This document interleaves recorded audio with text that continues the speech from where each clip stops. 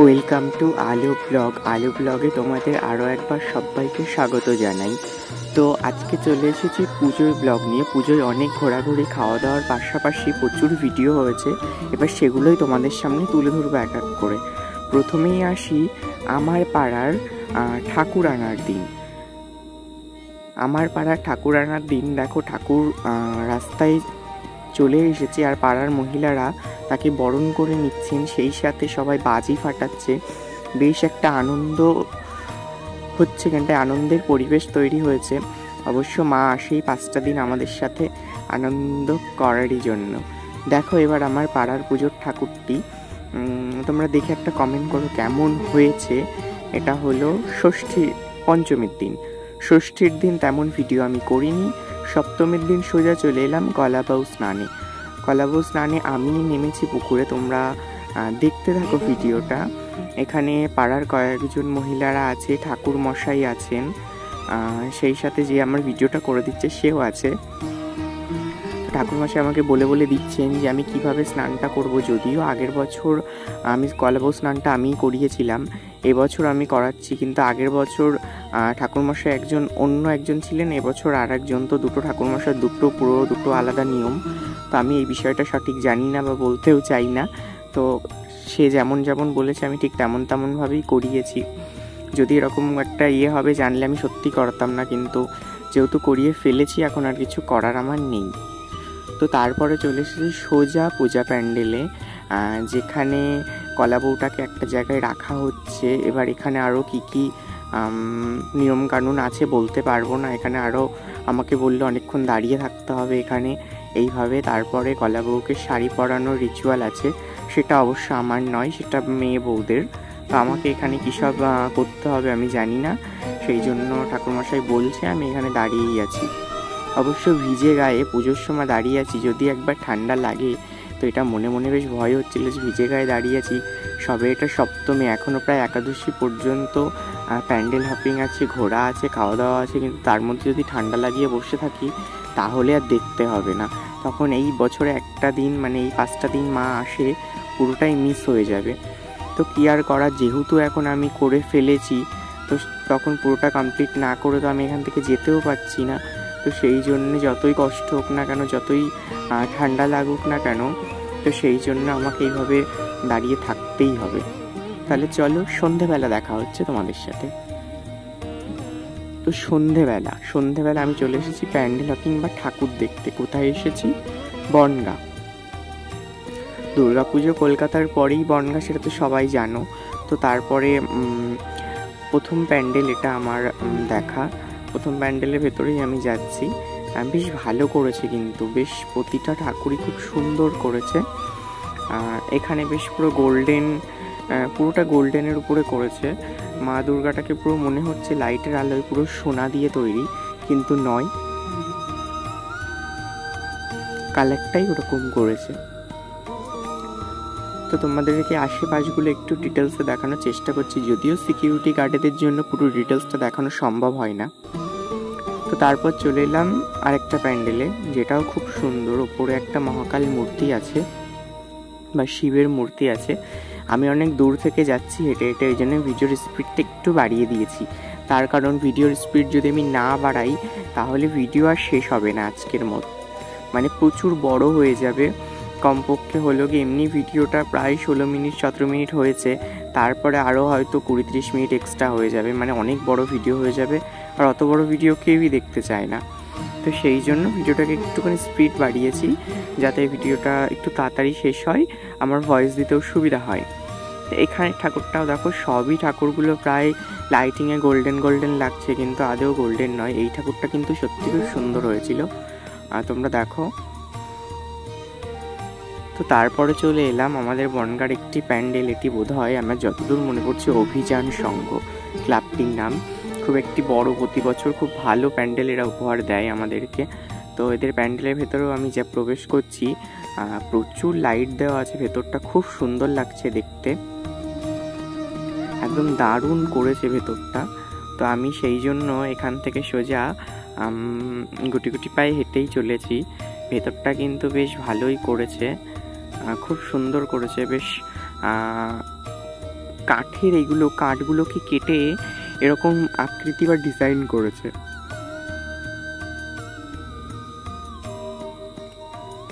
ঠাকুরটাও অপূর্ব করেছে। এখানে ঠাকুরটা নিয়ে কোনো কথা হবে না, খুবই সুন্দর। এখানে প্রতি বছর প্যান্ডেল ঠাকুর প্রতি বছরই সুন্দর হয়। এই বছরটাও দেখছি বেশ দারুণ করেছে কিন্তু। তো তারপর চলে এলাম আরেকটি প্যান্ডেলে, যেটাও কিন্তু খারাপ নয়, খুবই সুন্দর করেছে ভেতরটা।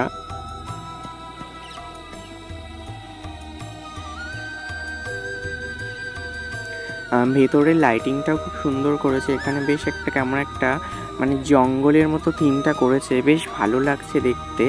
কিন্তু এই প্যান্ডেলটা প্রচুর ঘুরে ঘুরে ঠাকুরের কাছে যেতে হচ্ছে। এই দেখো, তোমাদেরকে একটু দেখানোর চেষ্টা করছি, প্রচুর ঘুরে ঠাকুরের কাছে গেছি। কিন্তু যাই বলো, প্যান্ডেলটা আমার বেশ ভালো লেগেছে, সেই সাথে ঠাকুরটাও কিন্তু খারাপ বলবো না, ঠাকুরটাও বেশ ভালোই করেছে, খারাপ বলার কোনো জায়গা এখানে নেই। দেখেছো দূরের দেয়ালগুলোতে কেমন পদ্ম দিয়েছে, বেশ দারুণ লাগছে। কিন্তু এই পদ্মগুলোর জন্যই কিন্তু ঠাকুরটাকে আর ওই লাইটিংয়ের জন্য প্রচুর সুন্দর লাগছে। তো এখানের প্রতিমাটা তোমরা দর্শন করো। এরপরে আমরা চলে যাব আরেকটি প্রতিমা দর্শন করতে।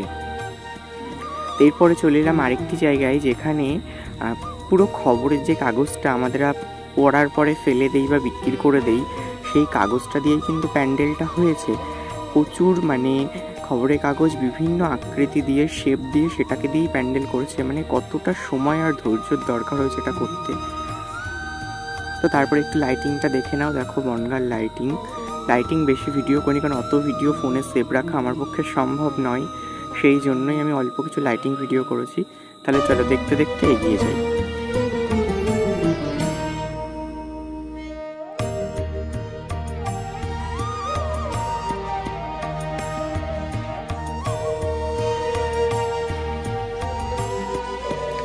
তো লাইটিং দেখতে আমি সোজা চলে এলাম বনগাঁর আরও একটি বিখ্যাত ক্লাব বা বিখ্যাত প্যান্ডেল, বনগাঁ প্রতাপগড় স্পোর্টিং ক্লাব।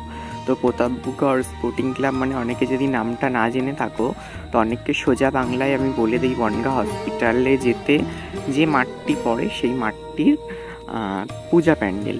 তো এখানে প্রতি বছরই বেশ বড় করে প্যান্ডেল করে, পুরো কলকাতার মতো ফিলিং আসে এখানটায়। আর সেই সাথে ঠাকুরটাও খুবই সুন্দর করে। আমি এটা রাস্তা থেকে একটু ভিডিও করছি যাতে সম্পূর্ণটা কভার করতে পারি, কিন্তু আমি যখন ভেতরে গিয়ে ভিডিওটা করব তখন তোমরা আরও ডিটেলসে তোমরা দেখতে পারবে। তো এই যে আমি ভেতরে চলে এসেছি, ওপরে উঠছি, খুব একটা লাইন ছিল না, কিন্তু মোটামুটি লাইন ছিলই। যেহেতু আমি সপ্তমীর দিন বেরিয়েছিলাম, তো সেই জন্য একটু লাইন তো দিতেই হবে। তোমরা এক এক করে দেখতে থাকো, আমি এখানে দাঁড়িয়েই দেখানোর চেষ্টা করছি, কারণ সামনে বেশ কয়েকজন লোক আছে, ওনারা সরলে আমি ডিটেলসটা তোমাদেরকে আমি দেখাবো। তো এই যে এখান দিয়েও সবাই সিঁড়ি দিয়ে আসছে। এইবার দূরে দেখো ঠাকুরটাকে আমরা দেখতে যাচ্ছি। এখানে ঠাকুরটা অন্য বছর খুবই সুন্দর করে, বিশেষ করে গত বছর খুবই সুন্দর করেছিল। এবছরও মানে খারাপ বলবো না, তবে প্যান্ডেল অনুযায়ী ঠাকুরটাকে একটু আমার কমা লাগলো, কিন্তু আশা করব সামনের বার আরও ভালো হবে। যেহেতু প্রতি বছর এক একটা ওরা থিমের পরে নজর দেয়, এবছর যে থিমের উপর নজর দিয়েছে তার সাথে হয়তো ঠাকুরটা সুন্দর যাচ্ছে, কিন্তু ঠাকুরটা একটু ভিন্ন ধরনের হলে বেশ ভালোই লাগতো। তোমাদেরকে প্যান্ডেলের সাইডের কারুকার্যগুলো একটুখানি তুলে ধরার চেষ্টা করছি, দেখে বলো কেমন লাগলো। তো দেখতে গলা শুকিয়ে গেছে, ওই জন্য একটুখানি কোল্ড ড্রিঙ্কস খেলাম। কোল্ড ড্রিঙ্কসটা বেশ ভালো ছিল খেতে, একটা কাপ নিয়েছে 30 টাকা করে। তো সেই জন্য এখানে দাঁড়িয়ে খেয়ে নেবো। এই মাঠ থেকেই খেলাম, এখানে বেশ অনেক দোকান বসে। তো ওটা দেখার পর সোজা চলে এসেছি এগিয়ে চলো সংঘবোধহয়, এটার নামটা আমি সঠিক জানি না বা আমি শিওর নই, তাও তোমাদেরকে বললাম। তো এখানে আগের বার মানে গতবার ঠাকুর দেখতে এসে পুরো এই যে এখান থেকে হেঁটে যাচ্ছে, এখান থেকে লাইন দিয়েছিলাম, কিন্তু এবার সৌভাগ্যক্রমে এবার আর আমাকে অতটা লাইন দিতে হয়নি, সেই জন্য এখান থেকে গুটি পায়ে আস্তে আস্তে হেঁটেই আমি যাচ্ছি। দেখো কত লোক, এখানে প্রচুর একটা সুন্দর বাউল গান হচ্ছিল, কিন্তু সেটা আমি ফোনে দিতে পারলাম না কপিরাইটের জন্য। যদি মিউজিশিয়ান ওই গানটা ওনাদের কপিরাইট করা থাকে, মিউজিকটা বা রিদমটা বা সুরটা, তখন আমার এখানে কপিরাইট পড়ে যাবে। কিন্তু ব্লগে কপিরাইট চলে আসলে আমার একটু সমস্যা হবে, নতুন চ্যানেল যেহেতু, সেই জন্য আমি ওই কাজটা করলাম না। তো দেখো এবার আস্তে আস্তে আমি প্যান্ডেলের ভেতরে ঢুকবো, কেমন লাগছে বলবে। এই দেখো প্যান্ডেলের ভেতরে একটা গেট দিয়ে ঢুকলাম, ঢোকার জন্য দুদিকে দুটো গেট আছে, কিন্তু যে গেটটা ফাঁকা সেখান দিয়ে আমি ঢুকলাম। এখানে প্রতি বছর ঝর্ণাটা সামনেই করে, এবছরও তার ব্যতিক্রম নয়। এবার সিঁড়ি দিয়ে আমি উপরে উঠছি। এখানে কিন্তু অনেকটা ওই যে স্পঞ্জ, মানে কি বলবো, থার্মোকল টাইপের, ওটার কাজ করেছে ভেতরটা বাইরেটা। এখানে বেশ সুন্দর করেছে, ভেতরটা পুরো লাল, লাইটিং করেছে। ঠাকুরটা বেশ এখানেও সুন্দর হয়েছে। প্রতি বছরই এরা ঠাকুরটার দিকে নজর দেয়, এবছরও বেশ ভালোই নজর দিয়েছে। প্যান্ডেলের কারুকার্যটাও দারুণ করেছে, তোমরা দেখতে পাচ্ছ নিশ্চয়ই। আমি একটু ক্যামেরাটা উপর করে দেখানোর চেষ্টা করছি, তোমরা একটু দেখো। সুন্দর কারুকার্য করেছে, সেই সাথে প্রচণ্ড পরিমাণে ভিড়ও এখানে হয়েছে। অন্য প্যান্ডেলে তোমাদের সাথে যখন শেয়ার করেছি এত ভিড় কিন্তু ছিল না, কিন্তু এই প্যান্ডেলটা তোমরা একটু খেয়াল করো, এই প্যান্ডেলে প্রচুর পরিমাণে ভিড় হয়েছে। তার মানে বুঝতে হবে এখানে ঠাকুর বা এখানে প্যান্ডেলটা সত্যি খুব সুন্দর হয়েছে। এখানে ঠাকুরটা একটু প্রতি বছর অন্যরকম করলেও এবছরটা একটুখানি এক চালচিত্রে করার চেষ্টা করেছে। কিন্তু ঠাকুরটা যদিও পাটে পাটে করা, কিন্তু দূর থেকে এমনভাবে সাজানো আছে, দূর থেকে দেখলে মনে হচ্ছে ঠাকুরটি একই চালচিত্রের ভেতরেই করা আছে। তোমরা দেখে নিশ্চয়ই বুঝতে পারছো। তো এখান থেকে এবার আমরা বেরিয়ে যাব অন্য প্যান্ডেল দেখার জন্য। এইটা হলো বনগাঁর প্যান্ডেল, আয়রন গেট বোধ হয়। এটা পুরো ইছামতি নদীর ধারেই হয়েছে। এই প্যান্ডেলটা আমার সব থেকে ভালো লাগলো, সব থেকে সুন্দর হয়েছে। সেই পরিমাণ ভিড়, এখানে কিন্তু লাইনে দাঁড়িয়ে আছি, এমনি কিন্তু হেঁটে যাচ্ছি না। এই প্রথম, মানে আজকে ঠাকুর দেখতে এসে প্রথম আমি কোনো প্যান্ডেলে লাইন দিলাম, তাও এতটা, মানে প্যান্ডেলের অনেকটা দূর থেকে আমাকে লাইন দিতে হয়েছে। তারপরে আমার প্যান্ডেলের ভেতরে যেতে হবে।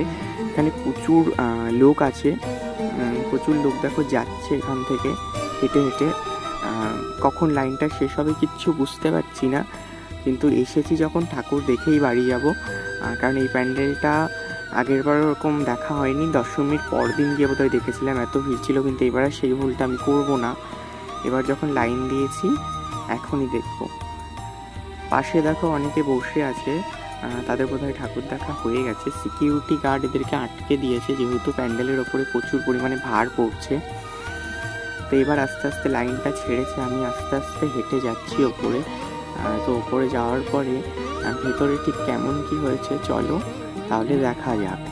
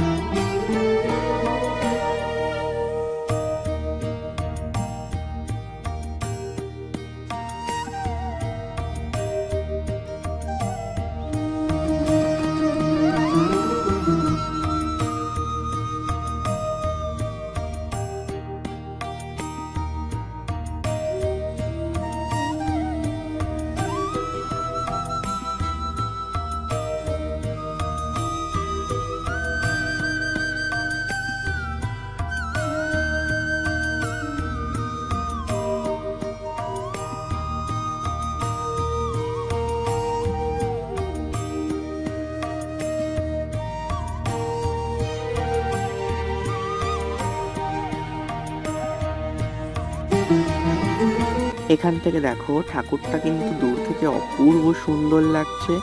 আমি তো দেখেই প্রথমে অবাক হয়ে গেছি যে ঠাকুরটা এখানে সত্যি খুবই সুন্দর করেছে। বড় ছোটটা কোনো ব্যাপার না, কিন্তু ঠাকুরটা সত্যি খুব সুন্দর হয়েছে। দূরের ওপরের কারুকার্যগুলো তোমরা একবার একটু দেখো।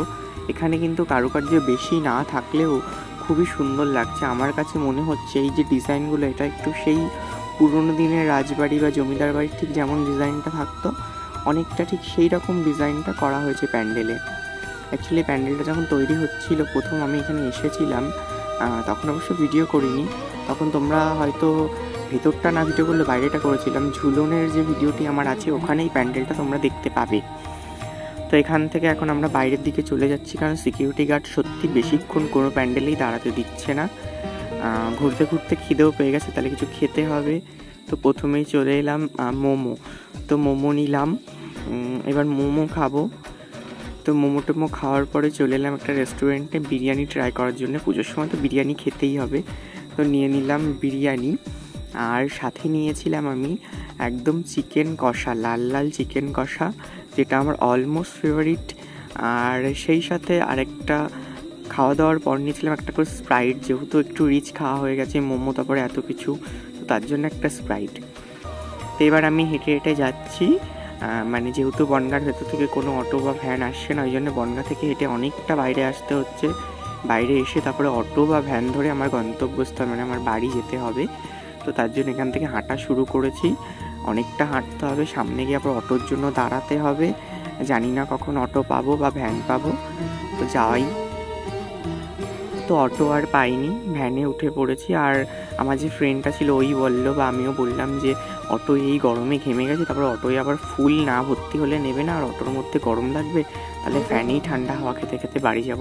রাস্তাঘাটে দেখো সেরকম লোকজন নেই, যা আছে সবাই ঠাকুর দেখতেই যাচ্ছে। সেই জন্য ওর কথা আর আমি দুজনেই সহমত হয়ে ভ্যানে করে যাওয়া শুরু করে দিলাম। বেশ ঠান্ডা ঠান্ডা হাওয়া লাগছিল, খুবই ভালো লাগছিল। তো আজকের ব্লগটা আমি এখানেই শেষ করব। ভিডিওটি ভালো লাগলে একটা লাইক কমেন্ট শেয়ার করবে। আর এই ব্লগের দ্বিতীয় পার্ট আবার আসছে, একটি ছোট্ট পার্ট আসছে। ধন্যবাদ।